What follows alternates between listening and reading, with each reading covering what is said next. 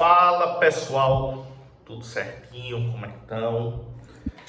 Vamos aqui de revisão da unidade 1. Pessoal aí do segundo, terceiro e quarto períodos do curso de Direito da Faculdade Pitágoras, Belo Jardim. Vamos lá para a revisão da unidade 1, tá? Da disciplina Teoria das Penas e Lei de Execução Penal. E aí, faço também um convite para você que não está na Pitágoras, né, não é aluno da Pitágoras, tá? Quer aprender a fazer direito? Vem para Pitágoras. Se une aí essa turma fantástica aí da Faculdade Pitágoras e vamos aí compartilhar conhecimento. Pessoal, sem mais delongas, vamos falar um pouquinho dos assuntos que eu acho relevantes, tá? Para avaliação. E quando eu coloco para avaliação, não apenas para avaliação oficial 1, ou seja, a avaliação da unidade 1 da nossa disciplina, como qualquer outra prova, certo? E aí o assunto trabalho, certo? Que é um dever e um direito do preso, certo? É um assunto muito recorrente em provas, né? E aí, a primeira observação. O trabalho é um dever do preso, então é uma obrigação. Então, daí a gente já tira que é o quê? É obrigatório.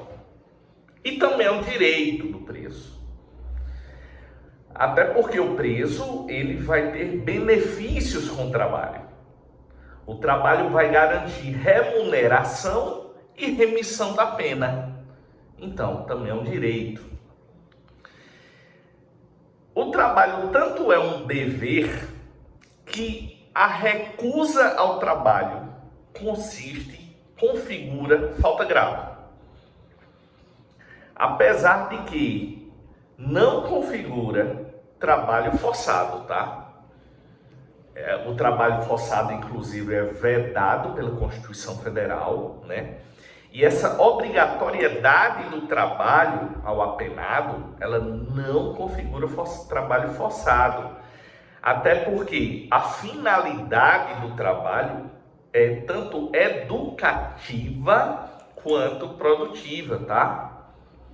E outra observação, não há incidência da consolidação das leis do trabalho, a famosa CLT. Quando eu falo que o trabalho não é obrigatório, gente, que aliás é obrigatório, certo? Vale registrar que ele não é obrigatório para preso político e preso provisório, tá? Preso político e preso provisório não estão obrigados ao trabalho. O trabalho, eu falei que gera uma remuneração. E atenção, pessoal, a remuneração mínima do trabalho do preso é de, no mínimo, 3/4 do salário mínimo, certo? No mínimo, isso costuma cair demais nas avaliações. Quanto à jornada, é um trabalho que tem jornada entre 6 e 8 horas, tá? Mínimo de 6, máximo de 8 horas diárias. O preso tem direito a descanso também, certo? E o descanso vai ser preferencialmente aos domingos e feriados. E do trabalho do preso também resulta o quê? Na produção de bens e produtos, certo? E a administração pública pode estar adquirindo, certo? Esses bens e produtos resultado do trabalho do preso, certo? Inclusive por dispensa de licitação, tá? Com relação ao assunto trabalho, interessante focar em trabalho externo e especificamente na questão dos requisitos, tá? Quais são os requisitos para que o preso exerça o trabalho externamente?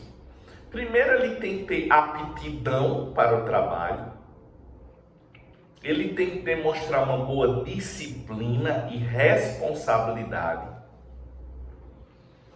e ele deve ter cumprido 1/6 da pena. Fora ter aptidão, disciplina e responsabilidade, para ter direito ao trabalho externo, a pessoa privada de liberdade terá que ter cumprido 1/6 da pena. Assim como é concedido o direito ao trabalho externo, ele pode ser revogado também. Em quais casos? Se o apenado cometer crime durante a execução da pena, se ele cometer falta grave ou tiver um comportamento contrário à disciplina e obediência, que são princípios da execução penal. Quanto ao assunto trabalho, eu faço estas observações, tá? Nós temos o direito de assistência também ao executado, certo? E a assistência vai ser assistência à saúde, assistência jurídica, assistência educacional, social e religiosa. E aí, pessoal, eu costumo focar, vocês sabem a minha inclinação, eu costumo sempre focar na assistência educacional, né? Dada a paixão pela educação, que vocês já conhecem. E aí o que acontece? Quando a gente fala na assistência educacional, importantíssimo que a gente saiba que essa assistência educacional, que é dever do Estado, ela compreende o quê? A instrução escolar.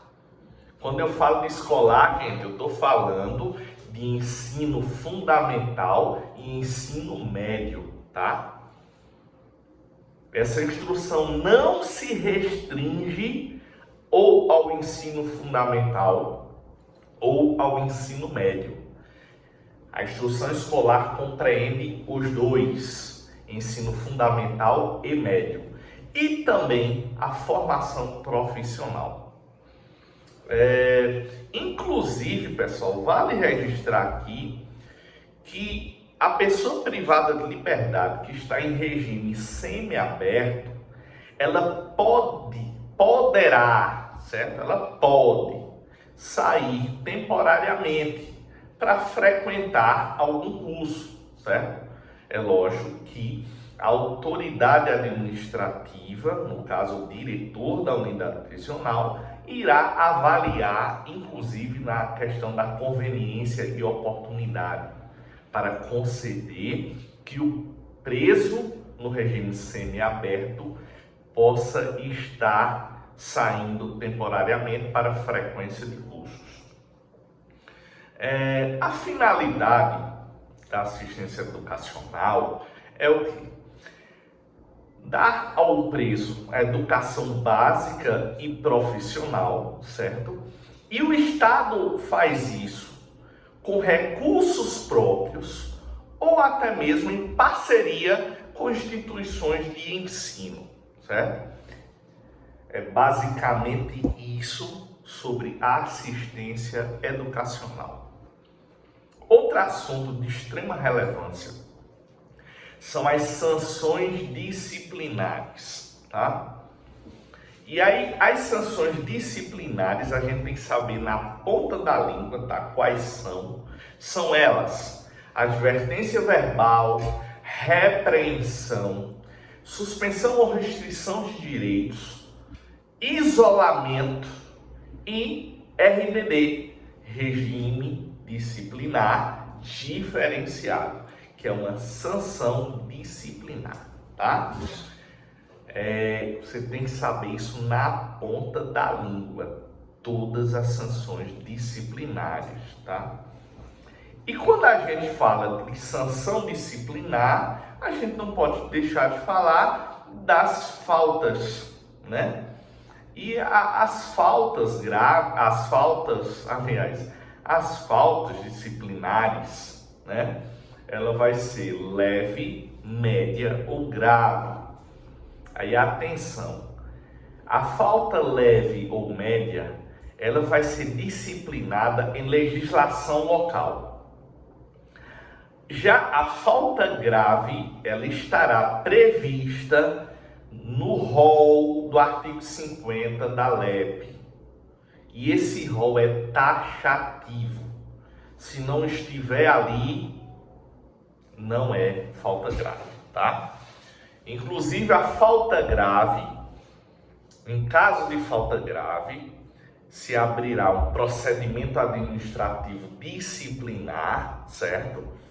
Em que o apenado também terá direito à defesa, e aí a autoridade administrativa estará julgando, certo? Se houve ou não falta grave, se houve, qual a penalidade, qual a sanção disciplinar, dentre as que a gente falou aqui, vai ser aplicada.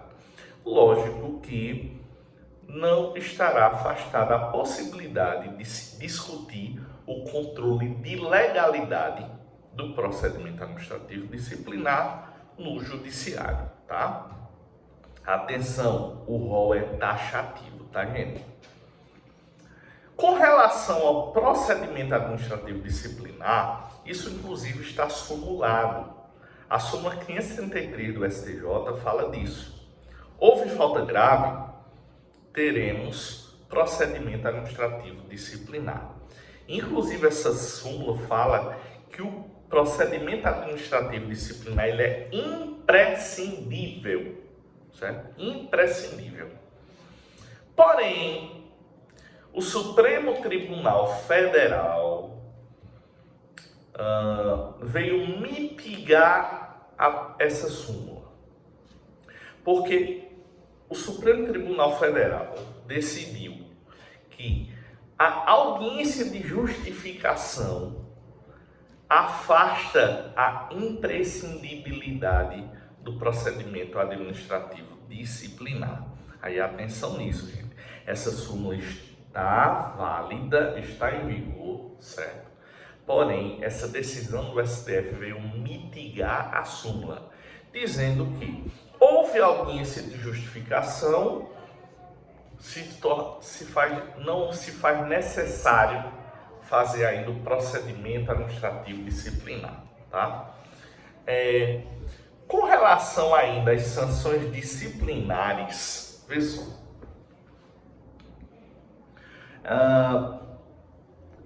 a sanção de isolamento, certo?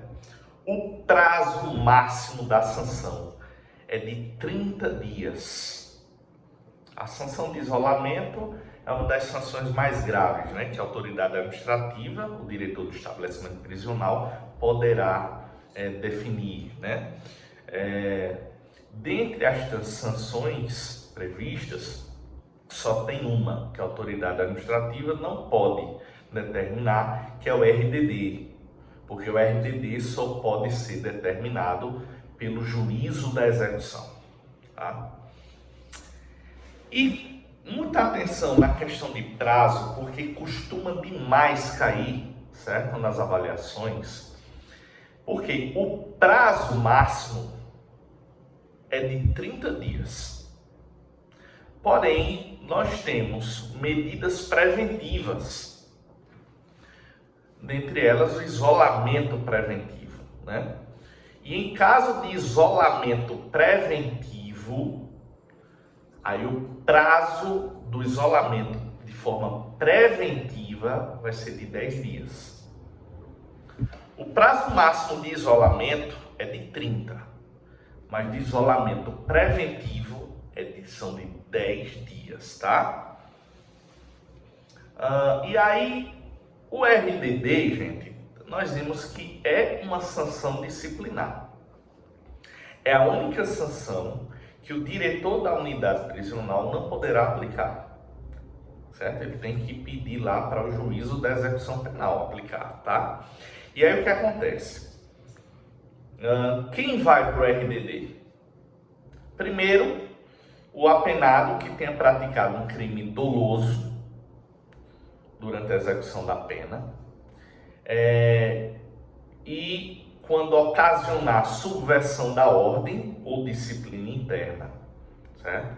E aí aplica-se à pessoa privada de liberdade, certo? Também que apresente um alto risco para a ordem e segurança tanto do estabelecimento penal ou da sociedade. E aí também, na questão dos requisitos para a aplicação do RDD, nós temos que estar atentos que temos que ter fundadas suspeitas, certo? Também é requisito para o RDD, de que a pessoa privada de liberdade esteja com envolvimento ou participação em organização criminosa, associação criminosa ou milícia privada. E aí, se a pessoa privada de liberdade estiver com envolvimento em organização, associação ou milícia, independente do cometimento de falta grave, poderá ser-lhe aplicada a sanção do RDD, tá? O prazo do RDD, que com a modificação do pacote anticrime, né? Antes era de 1 ano e aí passou a ser de 2 anos, sendo que pode ser prorrogado, certo? E essa prorrogação ela não tem limite, enquanto persistirem os motivos autorizadores para a aplicação do RDD. Outra coisa, pessoal, atenção, são legitimados para requerer a aplicação do RDD a autoridade policial e o Ministério Público, tá? Porém, se a questão trouxer nos termos da LEP, quem está legitimado para requerer a aplicação de RDD é a autoridade policial, o delegado de polícia, tá? Porque nos termos da LEP é só o delegado de polícia, a autoridade policial, tá? Agora, por entendimento doutrinário e jurisprudencial, inclui-se o Ministério Público. Agora, nos termos da LEP, a autoridade policial é quem é o legitimado. Outro assunto de extrema importância é a questão do exame criminológico, tá? E o exame criminológico, regra geral, é aplicado aos presos do regime fechado. Poderá também ser aplicado em presos do regime semiaberto, mediante decisão fundamentada, tá? Qual o objetivo do RDD? A classificação do apenado, a individualização da execução, certo? O exame criminológico, ele tem como finalidade o quê? Isso aí é de suma importância, supra importante isso. Avaliar a personalidade do condenado e a capacidade de readaptação social. Essa é a finalidade do exame criminológico, certo? É de muita importância porque a gente vê caindo com frequência nos exames, tá? É um assunto relevante. Outro assunto também de extrema relevância é a identificação do perfil genético. E a identificação do perfil genético aplica-se a quem? Aos condenados por crime doloso com violência de natureza grave. Crimes que estão previstos na lei dos crimes hediondos, certo?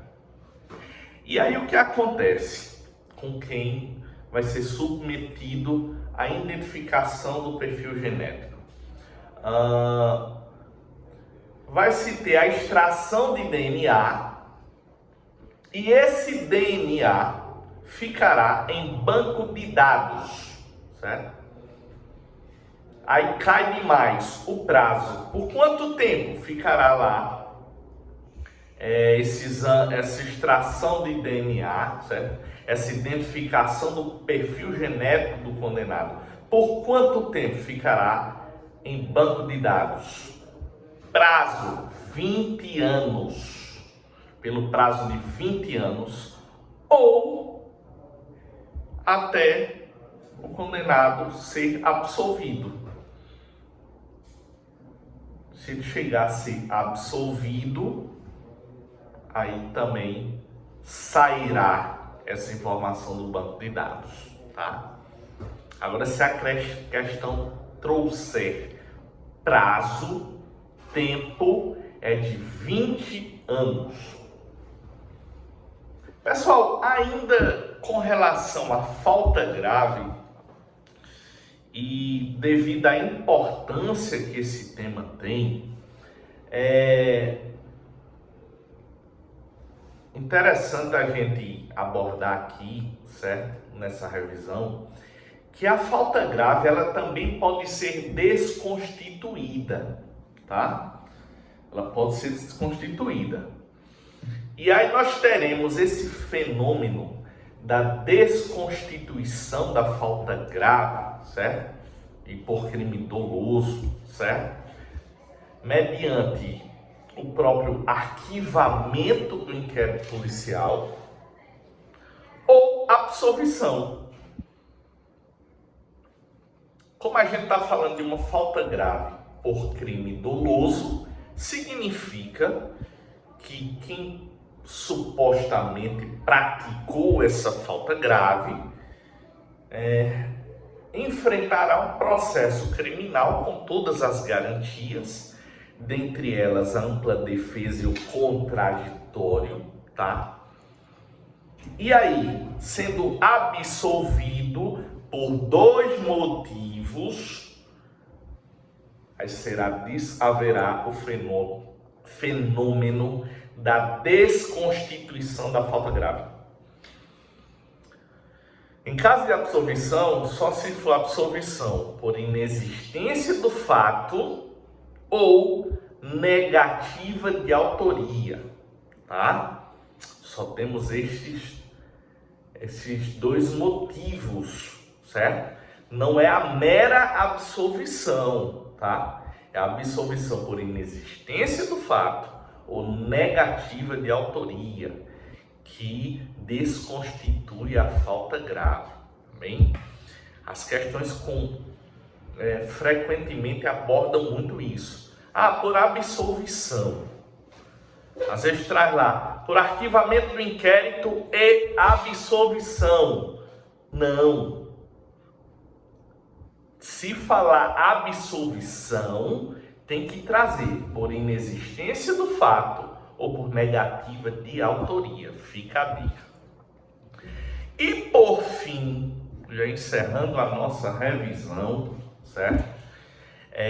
O assunto órgãos de execução penal. E aí, gente, coloca o artigo 61 da LEP debaixo do braço. Eu já dei aquele exemplo, né? Imprime o artigo 61, coloca no teto, em cima da tua cama, para ir dormir lendo o artigo 61. Para quê? Para você ter na ponta da língua quais são os órgãos de execução penal, tá?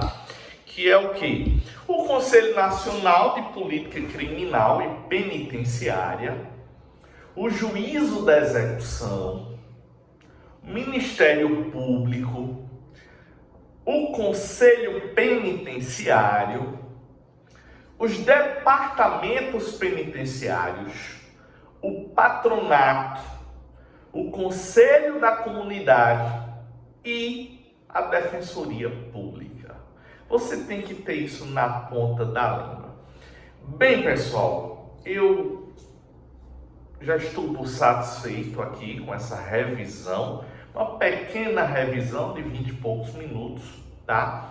Mas que espero que eu esteja te ajudando na tua preparação para a nossa avaliação oficial 1. Espero que todo mundo se dê bem, notas máximas, até porque se você tirar uma nota ruim, eu sinto que eu também estou tirando uma nota ruim, tá? Vocês sabem dessa minha posição, certo? Quero todo mundo se dando bem, uma prova de alto nível em que a gente possa expor e cobrar o assunto, certo? Da forma que foi dada em sala de aula, tá? Mas espero todos aí plenamente aprovados e de forma bastante satisfatória, tá, gente? E aí, um forte abraço, estou à disposição e bons estudos. Até mais.